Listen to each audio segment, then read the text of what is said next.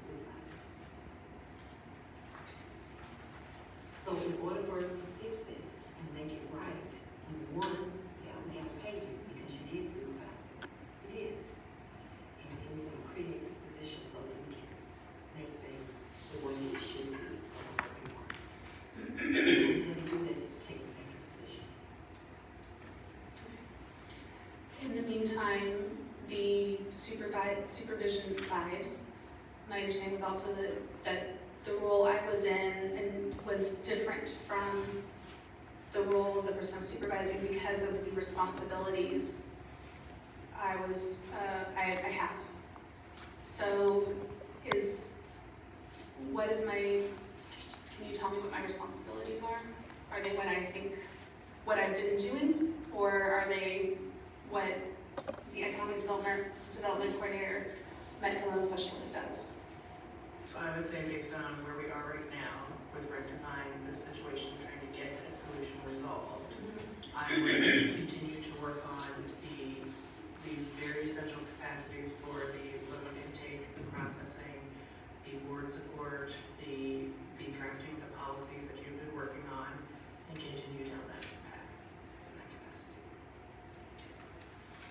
In the meantime, Shonda is working within Workday to get things situated appropriately while we work through this in the interim, and will be resolved once the solution is final.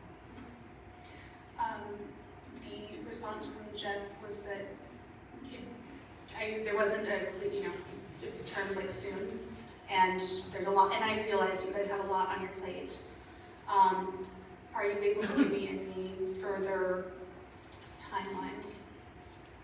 I don't know how they function over there, but it is that price. It's my number one priority because I want to know what I want to get you paid.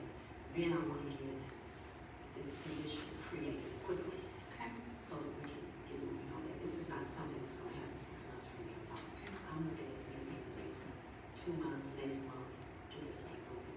The pay thing is going to be quickly. It's going to be quickly. We're going to get that moving. I would say.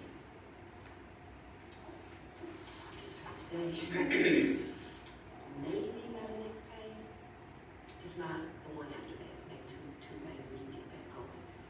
But as far as the job posting and all that, we should be able to get that going sometime in March for sure. And we're gonna do it internally. We can do it internally.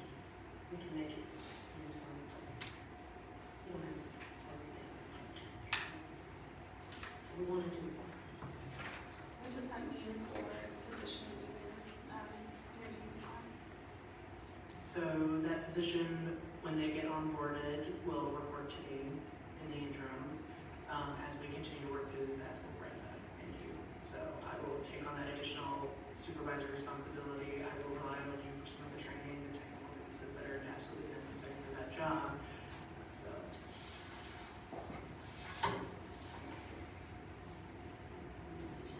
that is the medical specialist position. Okay. I appreciate you guys and your time, and that's all my questions.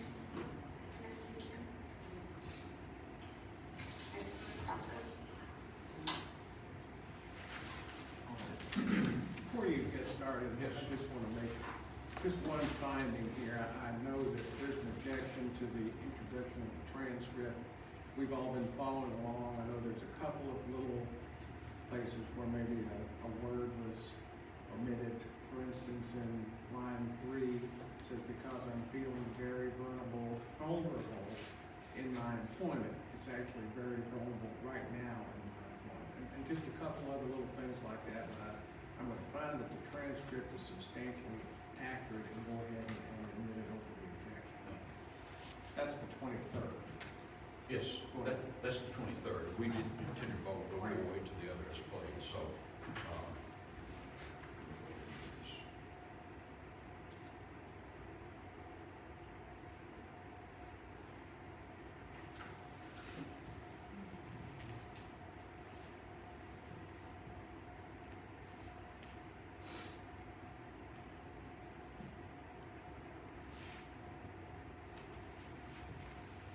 Do you mind doing that?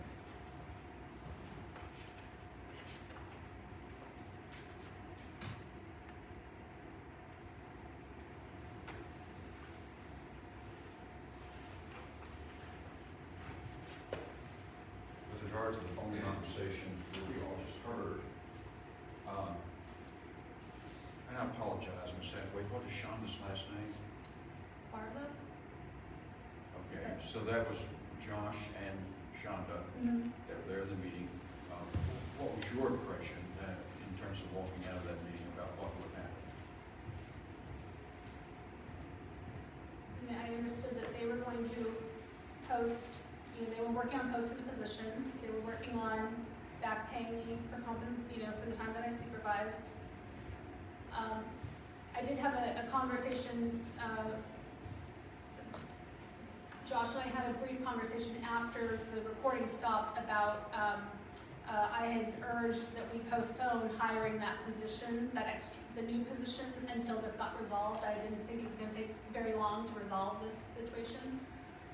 But I was also still upset about that I was going to have to go through this process I still hadn't come to terms with having to go through applying for this position that would get posted. And so, I went home and kind of simmered on that. Okay. Now, with regard to the, you mentioned, I believe, if I heard everybody correctly, that you asked, is this a form of reprimand or disciplinary action? That's in the next recording. Oh, I'm sorry. Yes. I apologize. In any event, did you feel people were you were being treated kindly and apologetically at that time of this phone conversation? Yes, absolutely. I mean, and Mr. McKee had been my supervisor for 2 weeks, I think. And, kind of come into the situation. And Ms. Barlow, I believe that's really the first time I've ever been in a formal meeting with her. I felt like they were trying to be very responsive to me. But at the same time, like I said in the recording, I was still feeling very vulnerable about what was, potentially going to come out of this. Right. I'm going to hand you what we'll mark as Exhibit 7, I believe, Connor. Now, you haven't done the May 10th. No, that's true. Okay. I guess we can do that now too. I'm not telling you how to do it. You do whatever you want. I'll tell you what I'll do. Okay. Let me go ahead through these next couple. That's fine. Just to give us a break in terms of the two recordings. No problem. So this will be, and I'll call it audio 2. That's fine. And this is, I believe this is 7. I think that's right. Okay. Is that what you show? Yes. Got it.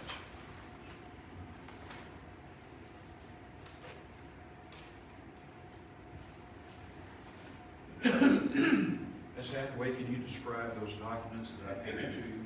Yeah, so, First of all, did you prepare them? yes.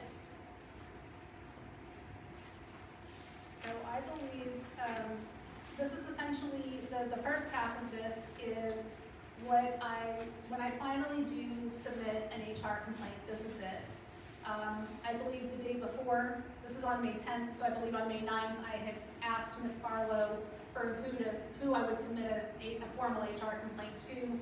I was directed to Ms. Ann Tripsch. So I sent this email to her with my formal complaint that I had not been properly classified. This is at the point now, several weeks after I had been told that the position was no longer going to be posted, and that there had been some other issues going on as well. And I was now feeling, I in fact say in here that I believe that there's retaliation happening. I had several attachments, I think. So I think I forwarded some emails, including, I told Mr. McKee on April 15th that I was devastated by the news that the position would no longer be posted. Let's see.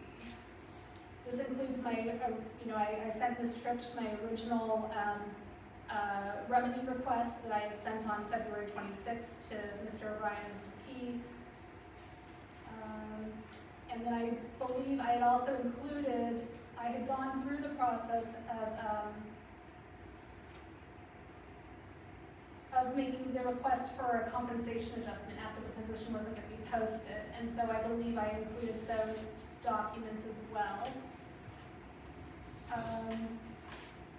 And it looks like I also included an email I'd sent to Deputy Mayor Pat Malloy on May 9th, that I was just still very struggling with what was going on. I said I'm demoralized, humiliated, and devastated by the treatment toward me.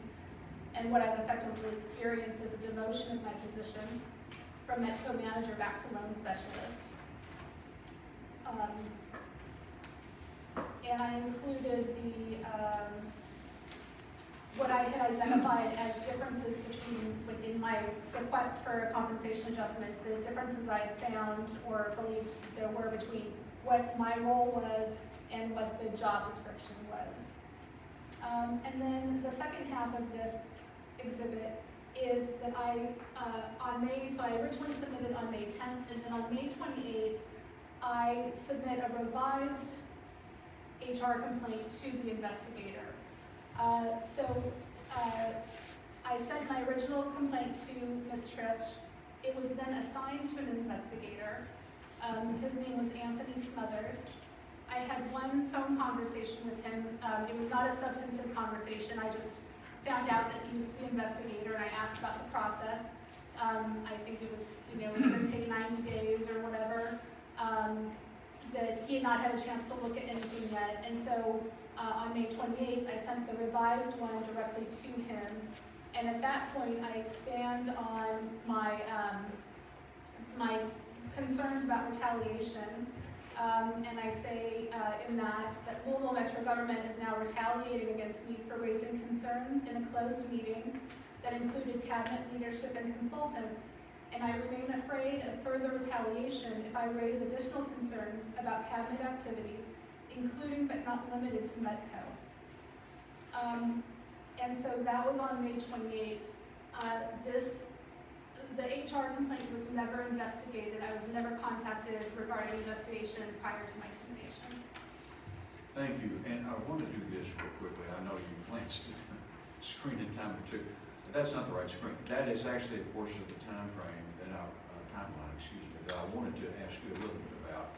And to shorten this, you've already talked about these concepts. We've talked about the things you did at Metco, the changes that were underway at Metco, and many of those things are things that you actually put on this timeline, including the CDFA loan guarantee proposal, some strategy that's being done at this point.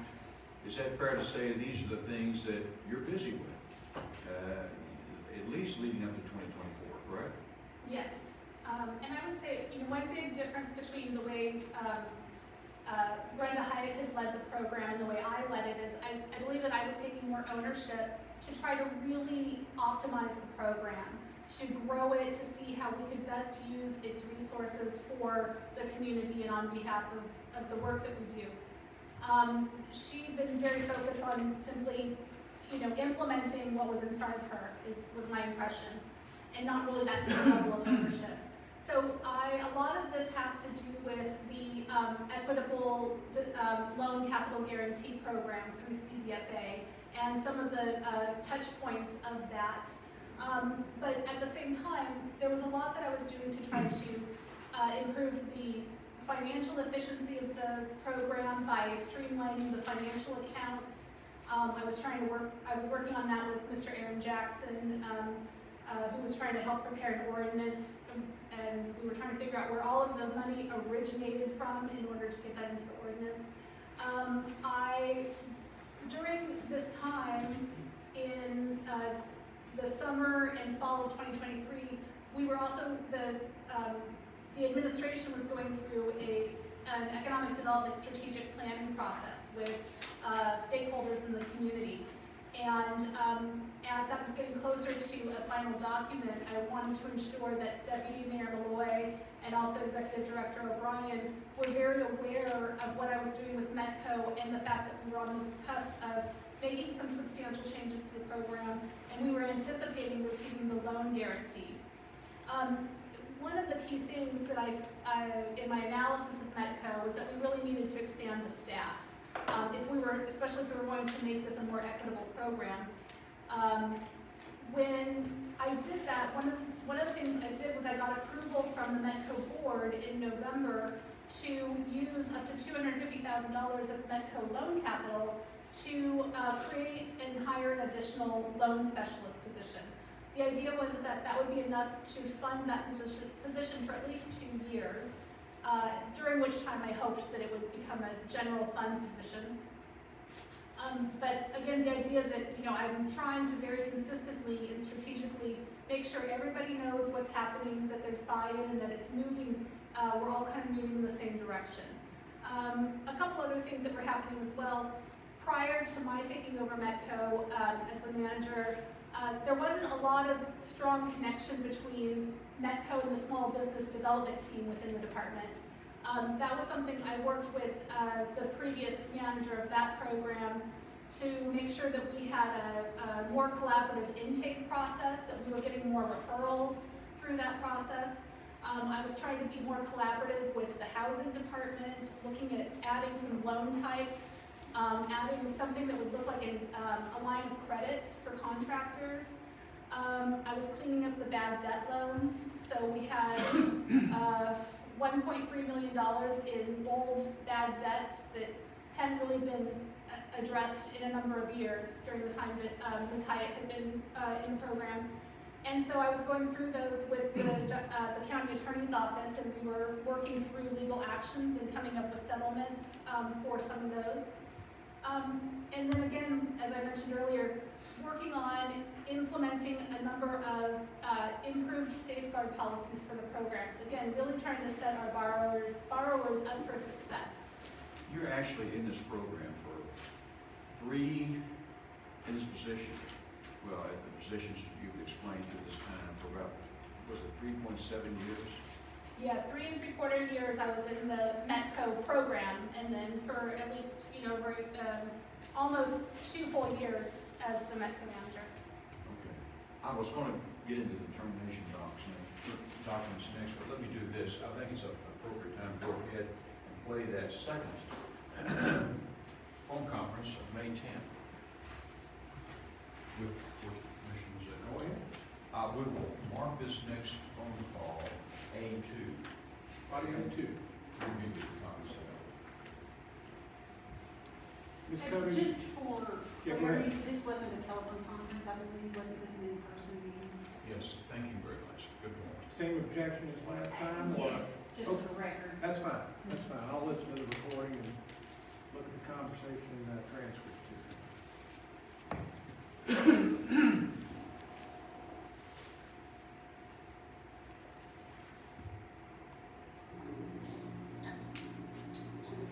So I'm recording this conversation with Josh McKee and Keisha Swan.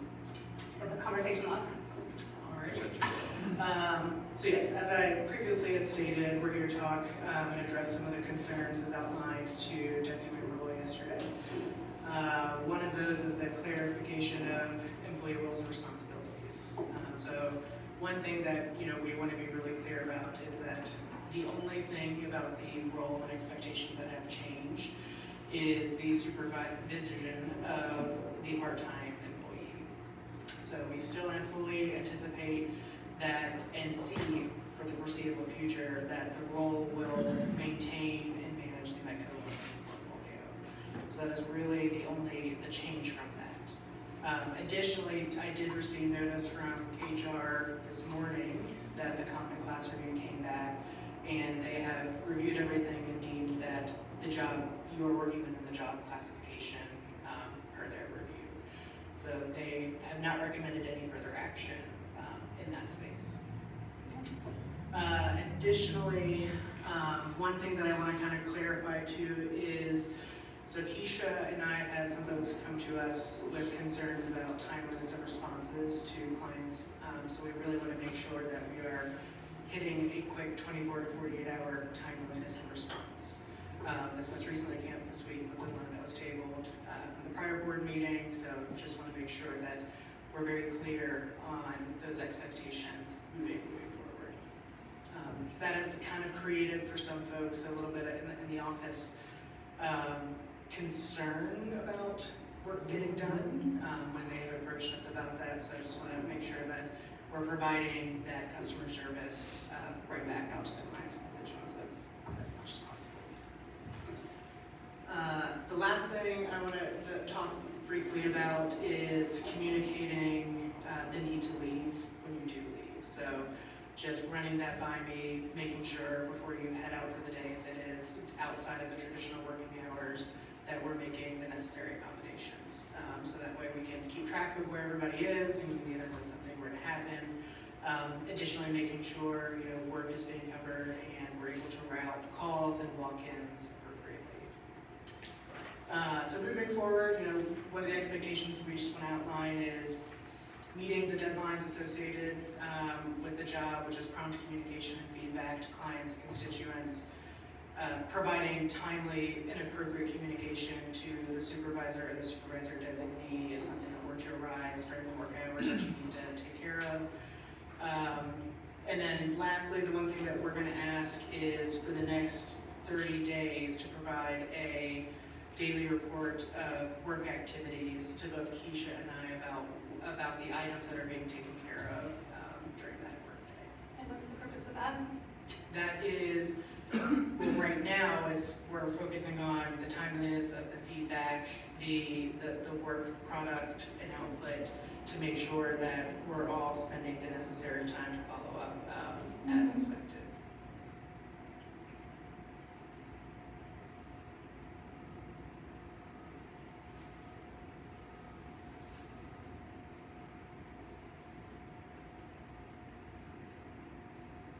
And so that's a requirement for a conversation log?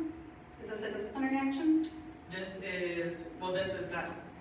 Technically this is not a disciplinary action, this is a verbal conversation about, this is just a template that HR has provided us to outline the actions necessary for the reasons for communication above. So is this a disciplinary action, this meeting? No, it is, But there's a disciplinary action written. These are disciplinary actions that are noted in here?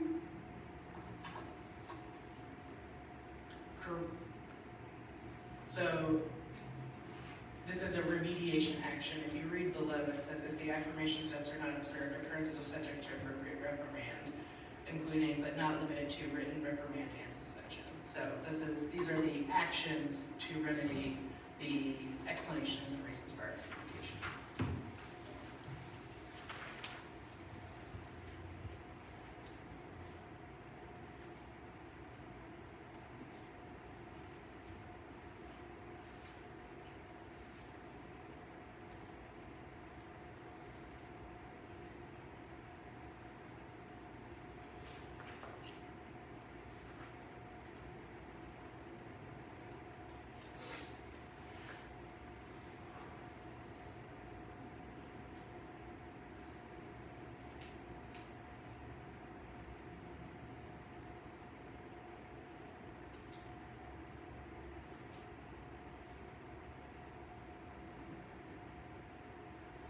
So I'm still confused because this is a conversation and I get that you're stating what the expectations are, but then I'm being tasked with having this added, which is listed under disciplinary actions. So I get what the expectations are, but I'm confused about the need for a daily report. So from my perspective, there is a level of concern that it took us 3 weeks to respond to a table flow. So there's that piece in and of itself that I would like to see what you're spending your time on. Okay. So just to respond to that, I was out for a couple of days sick.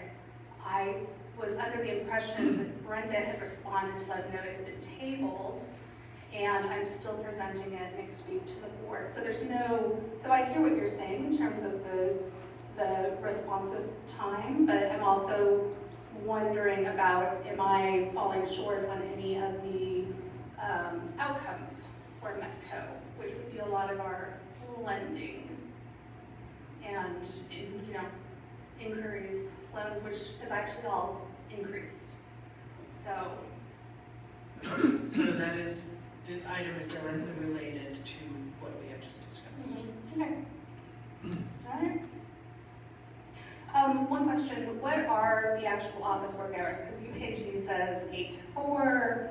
I've been under the impression, like, 8:30 or 9 to 5. So what is your expectation? 40 hours per week. And depending on if you come in at 8 and you leave at 5, is it 8:30 to 5:30? We work those out with everybody to ensure that they're being there 40 hours per week. Okay. What hours do I have to account for? Because if I did 40 hours last week, but one of the issues is that you're saying I wasn't in the office, then what are the hours that I'm expected to be accounting for? Well, this particular issue was that it was pre-4 o'clock when this individual came in, Oh, you came in person? or called. Okay. So you're expected to be here until 5, or with the 40 hours for that week. And if the traditional work hours are 9 to 5, 8 to 5, or 8:30, I'm not great with math here. But the traditional operational hours for the department. How long your lunch is. If you take a 30-minute lunch, you can leave at like 4:30 that day to work. So you're getting your hours in. So long as you meet that floor. I think we generally have some flexibility because our work is so nuanced. And I think this department just has always been entrusted to like do their hours, make their schedule, as long as their performance doesn't suffer. Because technically the office is supposed to open at like 8 a.m. And so even if I had it on my calendar that I was working during that time, but I had gone off-site to do that work, and I hadn't received a message that this person had come in, so do I also need to let you know if I'm ever going off-site as well? That is an expectation that if you are working remote or working from home, your calendar should reflect the time block that says working from home or working from wherever that may be. Okay. Okay. So I need to do these things, and then if I don't do these things, then what happens? We will discuss that if that were to occur. Wow, okay. All right, what do you need me to do? You can sign this, or you can choose not to, that is entirely to you. But we just wanted to provide you a copy of the conversation that we were having here today. Okay. Do I get a copy of what came back from HR regarding my job audit? Shonda said you can contact her directly for that. Okay. Okay. Let's see.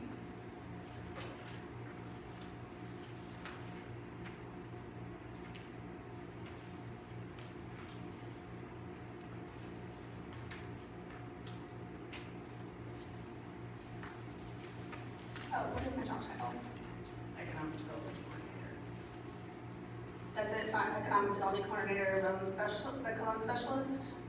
Those are subheadings within to delineate the differences between the various economic development coordinator segments within our department. So am I in that segment? For HR, you're an economic development coordinator. Okay. What goes on my email signature? You're welcome to put economic development coordinator if you want. If you want to put that you're a Medco loan specialist, you have that option. Okay. Am I to not use Medco manager? Am I considered Medco manager? Officially, no. Okay. It is economic development coordinator. The subcategory within the job description is medical loan specialist. Okay. And then, so just to clarify, so is there a job responsibility difference between the role I fill and the role that Brenda fills, other than that she's had time? I have not directly seen the part-time job description. Everything that is in the economic development coordinator section, along with the medical loan specialist description, the JD, is what your job is. Isn't that her job also? Why wouldn't that be hers as well?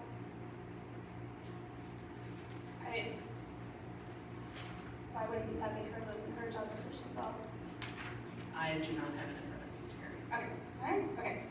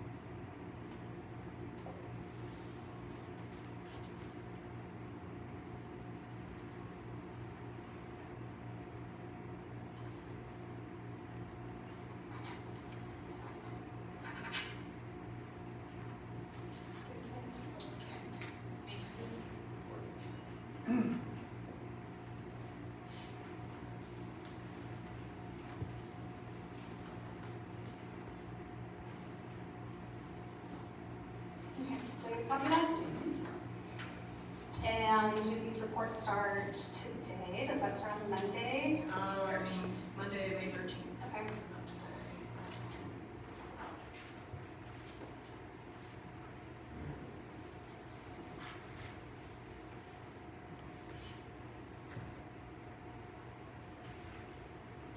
I think that's concluded. Okay. Okay, are we here? Okay. Okay, well, I'm gonna make the same findings. There are a couple of, small discrepancies between what my ears heard on the recording and what I see on the transcript, but nothing that I think is, something that would prevent it from coming in, so let it come in. Thank you, Ron. Go ahead. And that second one was audio 2, correct? Audio 2, Got it. or A2, however we designate it, but I thought it would be cleaner to keep that designation. Yeah, that's fine. Different from the regular paper. Ms. Hathaway, with regard to the, again, as I asked for the first time, when you walked out of that meeting, this is a meeting with HR, and you were summoned, as it were, told to be at this meeting, and were you concerned about disciplinary action at the start of this phone call, this meeting, I'm sorry? At the beginning of it, I wasn't expecting it. Again, this was, I think it was like 4:45 on a Friday afternoon. I was called to this meeting. Didn't know what to expect. But as it went through and I was presented with the conversation log, and you can tell by the audio, I was very concerned that it was, being set up as a disciplinary action.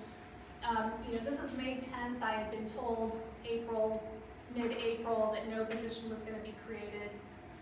Things had been getting really tense, and during the silence, what I was writing on the form was, My remarks were, I have stated repeatedly that I have effectively been demoted, and this has been a very frustrating experience since February 2024.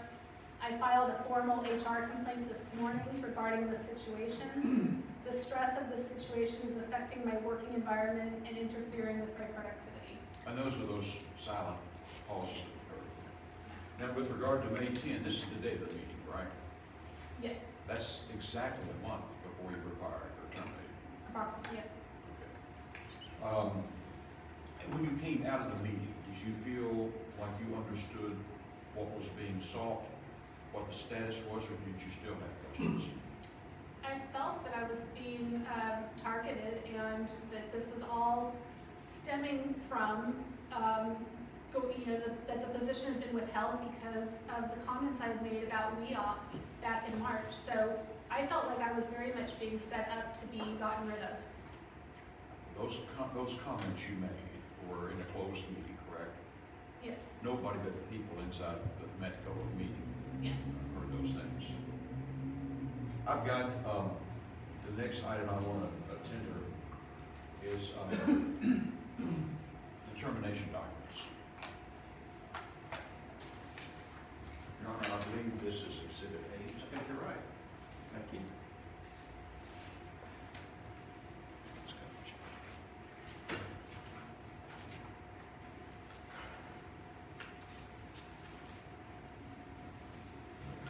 First of all, Ms. Hathaway, will you describe the documents we have in this collection? Yes.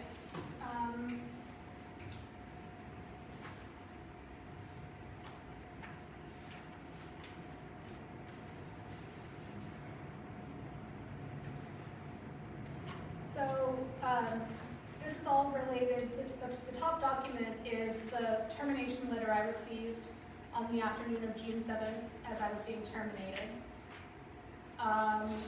It identifies several numbers of personnel policies that it's saying that I've violated, but it's not telling me anything more specific than that.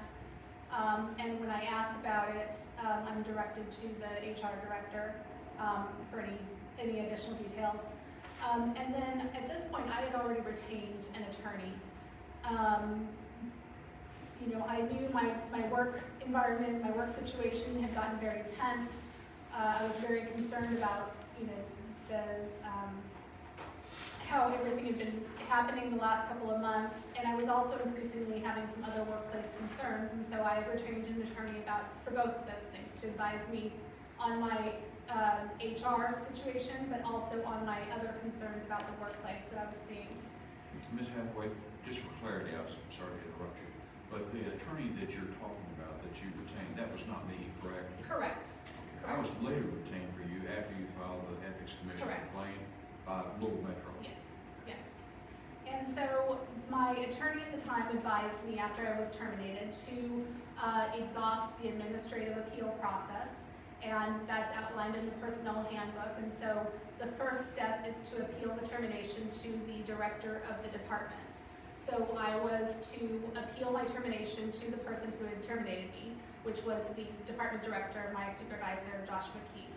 So I submitted my appeal of the termination first to him, and then when that was declined, then I was able to move on and request a review of it by the human resources director. So on July 2nd, I emailed Ernestine Booth, who's the human resources director, and request an appeal of the decision of my termination, and I attached several things, including the HR complaint that I had made before I was terminated, the conversation log, the audio transcript that we just heard, and then my appeal letter that I had sent to Mr. McKee. And so we then had a meeting. I met with her on, let's see.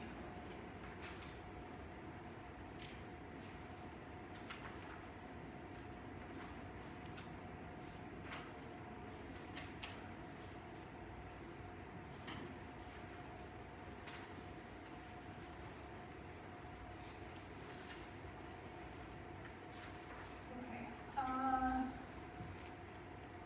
I met with her on July 25th. And I had prepared a statement for that meeting. So there's 3 pages in the middle that say at the top, Hathaway Louisville Metro Government HR meeting, July 25th.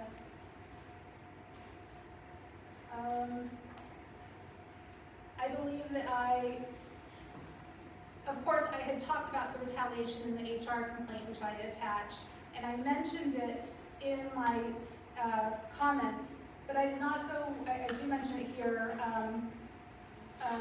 that I began facing retaliation for asking questions and raising concerns that are now part of my ethics complaint, namely related to the use of METCO to retain external legal counsel for VITA and economic incentives provided to MMYUS. I also faced retaliation for comments I made March 14th during closed session SWOT analysis with consultants. The comments were about the West End Opportunity Partnership. I was later instructed not to make any negative comments about WEOP, which I was told was a mayoral priority. It was clear that there would be consequences. The retaliation intensified as a result of exercising my employee rights and following Metro policies to advocate for Louisville Metro government to remedy my misclassification error.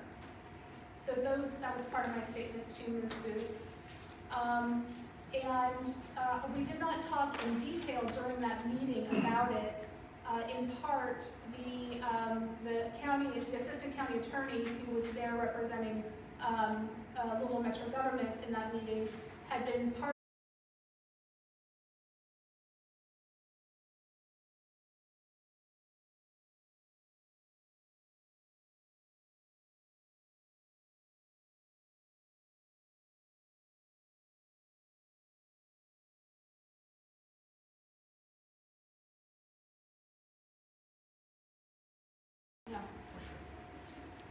and then I believe what is then at the end of this, so she, that was the meeting we had, and then there were a couple things I had asked her to clarify or verify for me. One of them was my July 22nd promotion actually considered a promotion? She responds by email and says, you were promoted.